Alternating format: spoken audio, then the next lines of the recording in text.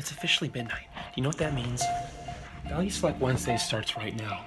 It's my world, baby. We're all living in it. I got a whole plan for us. We're going into nature, hiking up the mountains, seeing the views, seeing the trails, sharing some laughs, sharing some fun, sharing some ideas. But most importantly, sharing some friendship. What do you say? You ready to go? All right, let's hit the trails.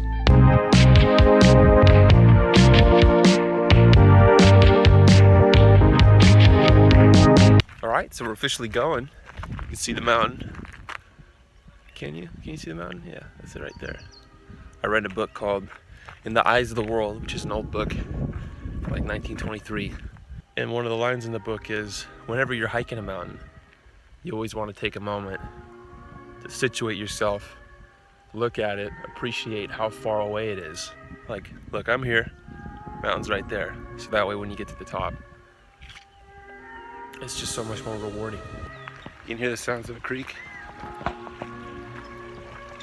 Right over there. There's a spot that I stop at, I'll show you guys where it is.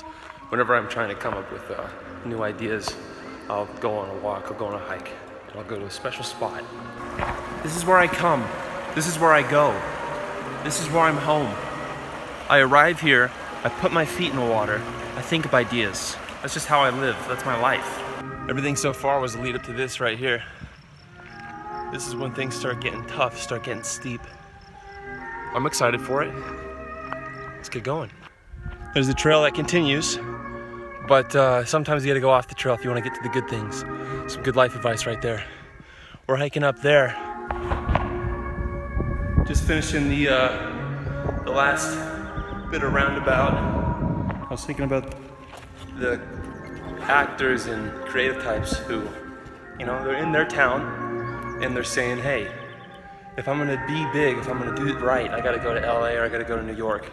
You don't have to go those places anymore. Think about the stock exchange, right? The stock exchange, where it was once crowded with the billionaires holding their ticker tapes, is now done online. You can pretty much do everything from your own house if you have the drive to develop the skills necessary, which is basically just editing skills and acting skills. And I mean, you're gonna need a couple of materials, you're gonna need your own camera, but otherwise than that, sky's the limit. When you go to LA, when you go to any city, it's artificial. That's taken for granted, that there's concrete and dirty streets and smog and smoke. Think about what that does to a person. They're usually sick of the mind and they don't see things in a realistic way. You gotta stick where it's healthy. You gotta be healthy. You should practice what you want to do. So if you want to have your own television show, you should make your own television show. You should write it, and you should produce it, and you should basically put things out on the internet. You're not gonna make your own television show by going to LA and becoming a PA. You're not gonna get any better. You're not gonna be any more qualified for the role by doing that. You'll rub elbows with people who can put you in that position.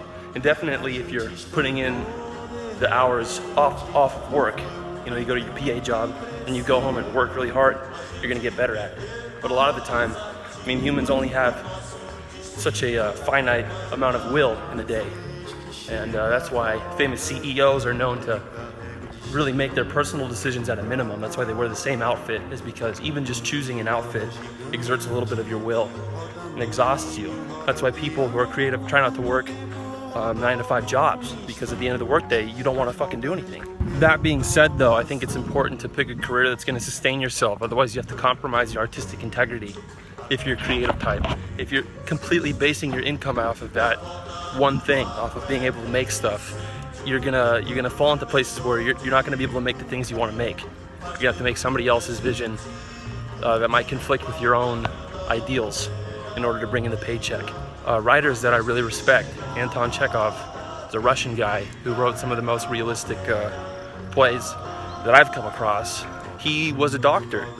The salary afforded to him by being in the medical field allowed him to have a cushy life to where he didn't need to worry about making something for somebody else. He was able to live by his own means, and then in his extra time, he was able to make what he wanted to make. That's the end. That's it. Thanks for tuning in and checking out. Just a sweet little bite for you guys. Value Select Wednesdays, a little slice of life. Just want to take a moment to appreciate all the people who've been posting.